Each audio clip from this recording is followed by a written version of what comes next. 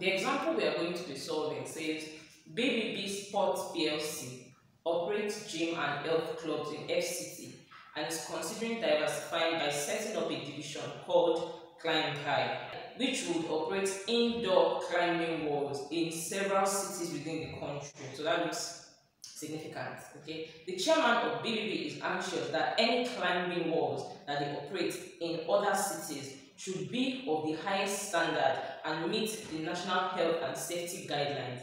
The finance director of BBB, who is an ICAN qualified chartered accountant, has made available the following information regarding the Climb High project. 1. The finance for Climb High can be raised in the capital market in such a way as to leave the existing debt to equity ratio of BBB unchanged after diversification. So there's no change in capital structure. Okay. An appropriate equity beta for the company. Let's be writing our variables down. They said an appropriate equity beta for the company that operates Climb High wall is 1.90, right? So that's a proxy. They're talking about proxy company now, and they are saying that the equity beta is 1.90 at a debt equity ratio. Proxy company has a debt equity ratio of 4:6. They said if the Climb High project goes ahead, that is, if BBB does this Climb High project, the overall equity beta of BBB will be made up of. So now we're talking about BBB. The overall equity beta of BBB will be made up of 80% of existing operations, and 20% of the Climb High operations. Please, what did they just give you now? They just give you what? The weight. Because they are having different operations. Okay, they just give you the weight. So they said the following information relates to BBB without the Climb High project. No, they've not invested, they've not started the Climb High project. So what they are now is their existing operations of BBB Sport. So they are saying that this is the balance sheet as of 30th November 2005. Ordinary share capital 20 kobo per share, 365 million. Now, all these ones in the bank statements are the book values. Like the book values. Okay? They are different from the market value. They are different from what it is trading at in the market. So you need to know what to pick when you are doing evaluation. In SFM, you always pick market values. Okay? They said the retained earning is 4,788 million. 5% redeemable debentures at nominal value. You see, they gave you the 5% redeemable debenture at its nominal value, 2,200 million, but that does not mean that is the market value. On 30th of November 2005, BBB's ordinary shares had a market value, that is their market value of equity, was 360 kobo. Div, that is that dividend inside. I know that when we are doing evaluation, I know that when we are estimating work, it must not be cum div, so we are going to remove dividend. So, and the company has an equity beta of 1.1, right? So their existing equity beta. For the year ended 30th November 2005, the dividend declared was 10 kobo per ordinary share, and the earnings yield, EY, the earnings yield was what? 7%. And they said that in bracket, they said that earnings yield is earnings yield per share divided by XDiv share price, right? So that's the market price per share, which is this. BBB's debenture had a market value as a 30th November of 99 naira. Cum interest, 99 naira. Cum int. All this cum is just saying that you change it to X, remove the interest, remove the dividend. Per 100. That is, these people collected 99 per 100 from the debt holders. So that's what it is trading as in the market. That's the market value. Okay. Then they said that and are redeemable at par. Redeemable at par. That is, they will redeem it at 100 on 30th November 20x9. So that's 4 years. The market return RM. You don't know what this thing we normally use to estimate cost of equity, capping. RM is expected to be 7% per annum. The risk-free rate is 2% per annum. They said the return on investment of the company is what? 9.5%. Okay. Then they said assume that the corporate tax proportion will be 17% in the foreseeable future. Then they said required. A. Ignoring the climate high project, calculate the WACC of BBB as at 30th November 20x5 using A. CAPIM, B. Gordon's growth model. Ignoring the climate high project, that is, without the climate high project, estimate the WACC of BBB using a CAPIM approach. So let's start from that. CAPIM approach, right? We said we should get WACC, right? So you write the formula for your WACC. KE times E over E plus D, market value of equity, market value of equity, market value of debt, plus KD times D over E plus D. This KD must always be post-tax. Okay? So when they say you should use the CAPIM approach, it means they are saying you should use the CAPIM approach to estimate KE, not to estimate WACC. You can't use CAPIM approach to estimate WACC. This is what they are talking about. And when they say you should use Gordon growth approach, it means they are saying you should use that Gordon formula, retention times return on investment, that's R times B, you understand, to estimate your growth that will be used to evaluate this KE. So this CAPIM approach, they are saying you should use the CAPIM formula, and then for the second approach, which is the Gordon, they are saying you should use that D into 1 plus G. Do you understand? So I'm just trying to tell you that the WACC formula is always the same. Look at the variables. Which one do you have? Which one are you not having? Because if you have all the variables, then it's not a question. There's no twist in the question. So do you have the existing KE of the company? You don't have. They didn't give you, but you have the variables to use to find it. So you are looking for this one. Do you have E? You have E. You have E. You have D. Do you have KD? Cost of debt. Do you have cost of debt? You don't have cost of debt because they give you information on debt that is trading at this, redeemable at this. That's traded and what? English. Traded and redeemable. Meaning we use IRR to estimate our KD, right? So we are looking for KE, we are looking for KD. We have all this, right? Now, even all these ones that we have, we still need to touch it. Okay? Now you now start getting your KE. What is your KE? It says use the CAPIM approach. KE is equal to your risk-free rate plus your equity beta into your market rate minus risk-free rate. So your cost of equity will be equal to your risk-free rate, which is 2%, plus equity beta is given to you as 1.1 into the market rate is what? 7% minus 2%, right? So this will be 5%, then times 1 that will be 5.5, so plus 2, that will be 7.5%. So your cost of equity is 7.5%. So we now have cost of equity, okay? Then we don't have cost of debt, so we have to find cost of debt. So to get cost of debt now, which approach are we going to use? Based on the information that they're giving us, we are going to use the traded and redeemable approach. That's dividend valuation model. So just get the IRR. I know when you want to get the IRR, what will you do? There's a formula for IRR, right? There's a formula for IRR that says lower rate plus. Let's not write all those ones. So we have year. You write some details. You write your cash flows. You write your discounting factor.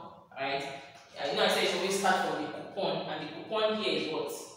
The coupon is in the balance sheet. It's 5% redeemable. That is every year they must pay that coupon, that interest of 5% on the par value, right? Coupon is always on the par value. So 5%, then you have your present values, okay? Then you get another rate and let's start. So in year 0, the details is the market value of the debt. How much did the investor drop, or the debt holder, right? They drop that much. Market value. Don't forget that it must be X int. 99 minus 5. So you have 94. Right? Let me write it here. 99 minus 5. 99 naira minus 5 naira. So you have 94. Okay? Then your discounting factor at 5% for year 0, that is today, will be what? 1.000. You guys know how to go down now. 1 plus r raised to power minus n. So that's 1 plus, what is the rate? 5, 0.05 raised to power minus n is what? 0. That is year 0. Anything raised to power 0, it will give you 1.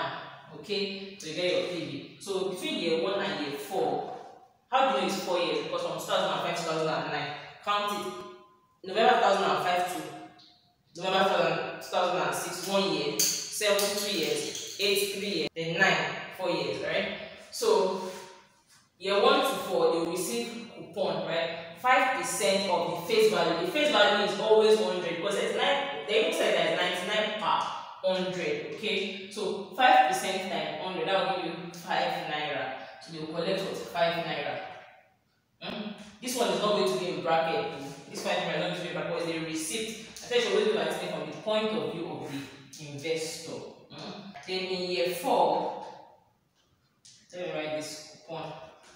Right? Then in year 4, there will be redemption. And what is this about redemption? They said it is redeemable at par, at 100 naira. Okay, so let's get the annuity. I brought my annuity table today. So this is a 10 past question, and they will always give you the annuity table, right? So it's always at the back. Yeah, so this is the annuity table. So there's a formula to calculate it. The one I used in one of the previous classes. That's if you don't have annuity table. But if you have annuity table, please, it's faster. Just do 1 to 4, right? So just do 4 years, right? 4 years, under how many percent? Under 5%. That will give you 3.546. I'll put it on the screen so that you can see it. Let me just show you now. See, just say 4 years, right? Under 5%. So you trace it. 4 years under 5%. That's 3.546. So you pick 3.546 as your discounting factor. 3.546. At year 4, right? It's not cumulative, it's a particular year. So there's no discount there's no discount table for that one. You need to use this formula. That's 1 plus r, which is 0.5 raised to power 0.05 raised to power minus 4. Okay, so when you do that, you get 0.823. Now you start to multiply cash flows times discounting factor. That is discounted to today's value. Here you still have your 94. Here you have 17.73, and here you have 82.30. Okay, so you now sum up to get the net present value, and you have 6.03. So this is a positive MPV. We want to get the negative MPV, so we need to guess a rate that goes really, really high. Because the higher your discounting factor, the higher you discount something, the lower the MPV. So if we discount higher, this MPV should fall to a point that it falls to 0 and fall to negative. Okay, so at the point whereby your MPV is 0, I don't know if I mentioned that rate is your IRR. Yes, so the IRR is the rate at which the net present value is 0. That's the rate at which your discounted future cash flow equals your investment. Yes, that's it. So we'll guess a rate. So you can start as you're guessing far and guessing near. When you now apply that formula, you will now come to a rate where you can call your internal rate of return. So at that point, you are broken even. And English is hard. I hope you guys understand. So we pick a discounting factor. We are still on A since you have to be fast though. So let's guess 10%. I always say just do double, right? So 10%. So this will be 1.000. Your discounting factor here, you check it. It will be, you check 10%, right? Under how many years? Under 4 years. That will give you 3.170. Okay, 3.170. Then for this one, you have 0.683. Okay, so you now start multiplying. Here you still have your 94, which is your present value, and here 5 times 3.17 you have 15.85. Then 100 times 0.683, you have 68.30.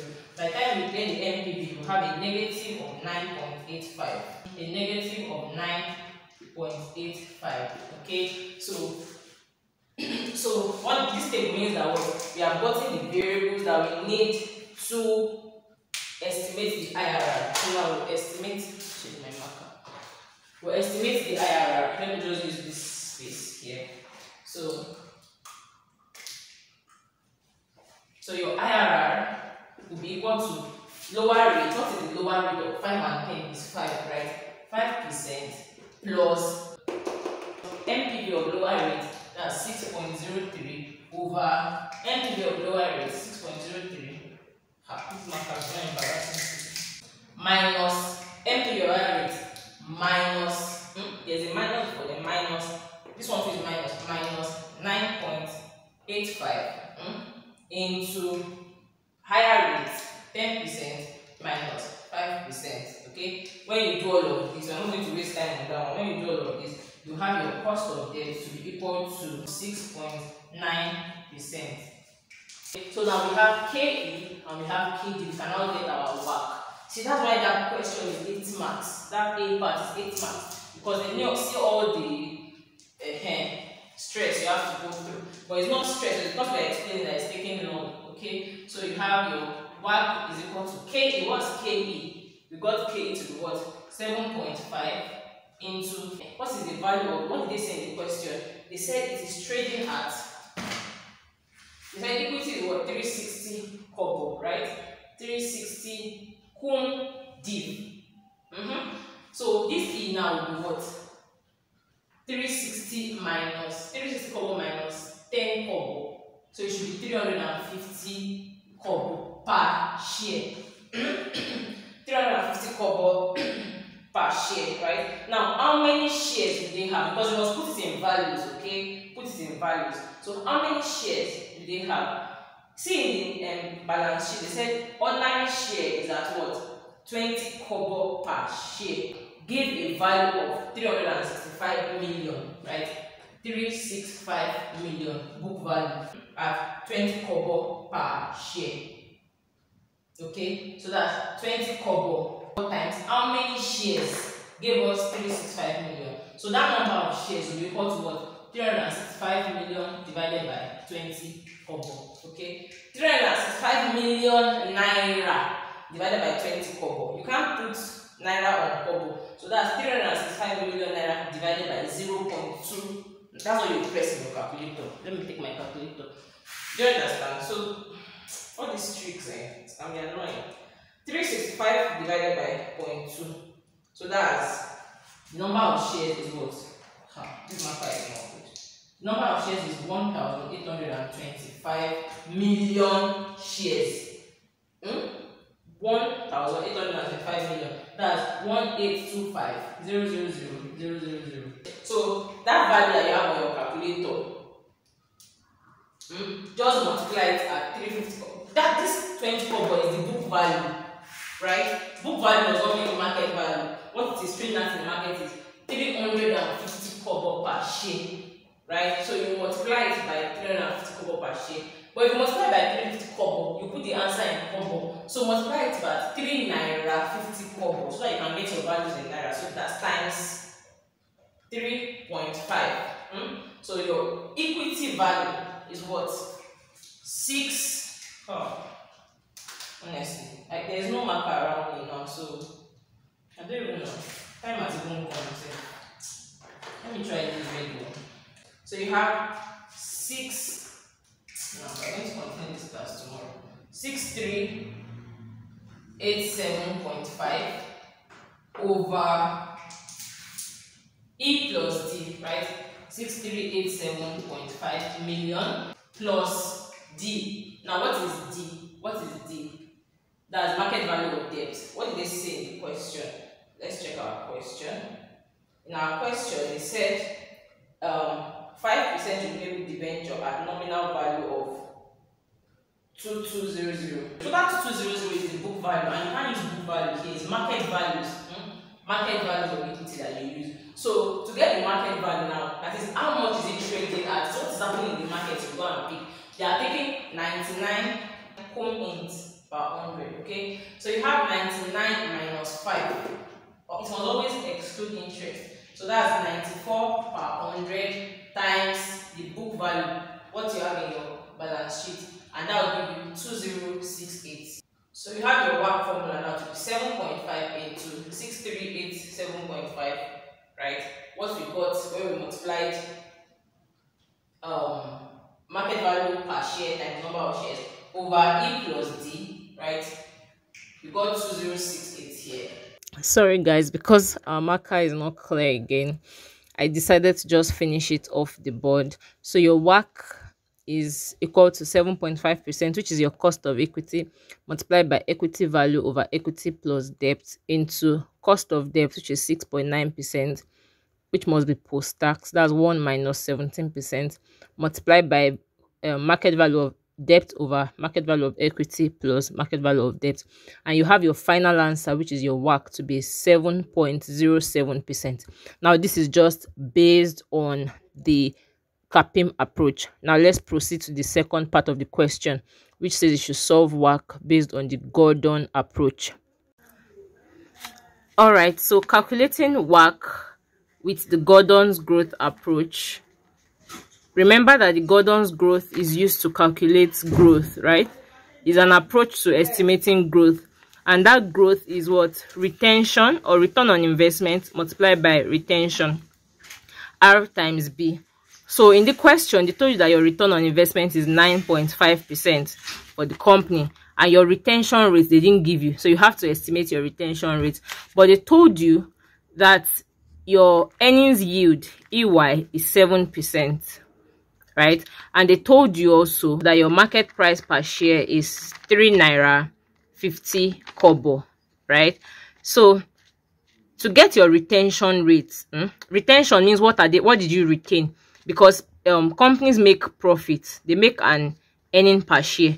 Out of this earning per share, they pay dividend, right? So earning per share minus dividend over earning per share is your retention rate. So if you retain maybe 20%, it means your EPS is 100%, right? So you paid out 80%. Do you understand? So in this question now, they didn't give you earning per share, but you can get it through earnings yield and market price per share. Okay, so what earnings yield means, just like they even said in the question, is what? Earnings EPS over MPS, right? So since you are looking for EPS, means EPS should be EY multiplied by MPS. So this EPS that we're looking for, earning per share, is what? EY, which is 7%, times 3 naira 50 kobo, right? So your EPS is what? That's, put on your calculator, 0.07, that's 7%, multiplied by 3 naira 50 kobo. That will give you 0 naira 245, 0 naira 245 kobo. Okay, so just put that as 0.245. So you are trying to, don't forget that you are trying to get B, which is your retention. That's what is leading you to all of this by the side. Okay, so you have your EPS, which is 0.245 minus dividend. They told you in the question that dividend is 10 kobo. You know this is in naira, so put your dividend also in naira. 10 kobo means 0.1 naira over EPS 0.245. So this is how to get the retention rate. The retention rate is a percentage, okay, to know what the company is retaining. So you have 0.245 minus, put that in your calculator, 0.245 minus 0.1 equals divided by 0.245.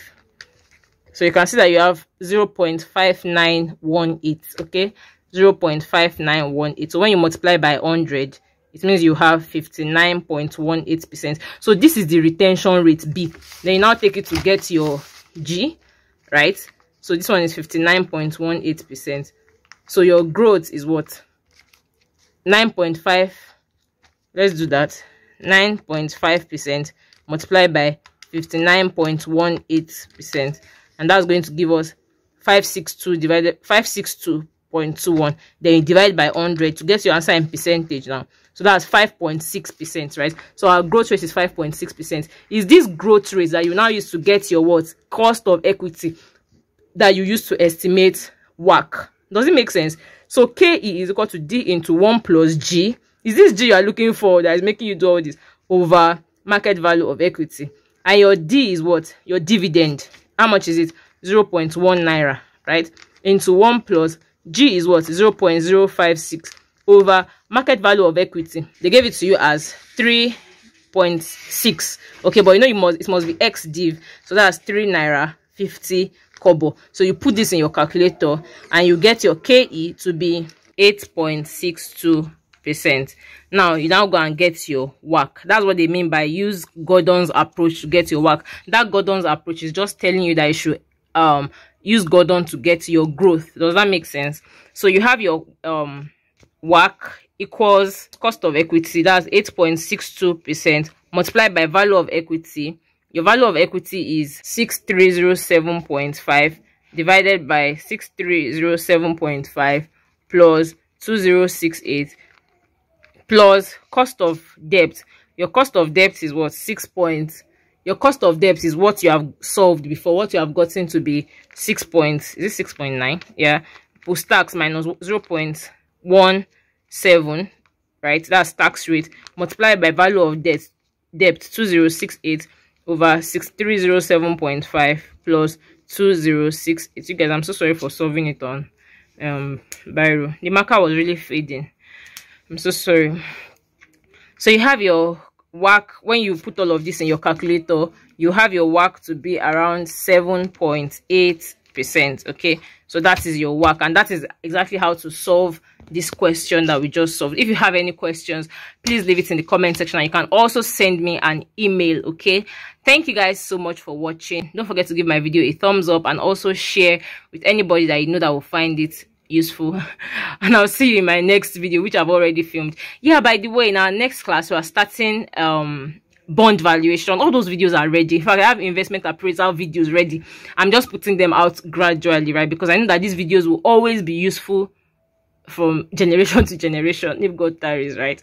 So I already have all those videos down, so you can just share my channel with anybody that you know that is trying to pass SFM and all of that. All right guys, bye.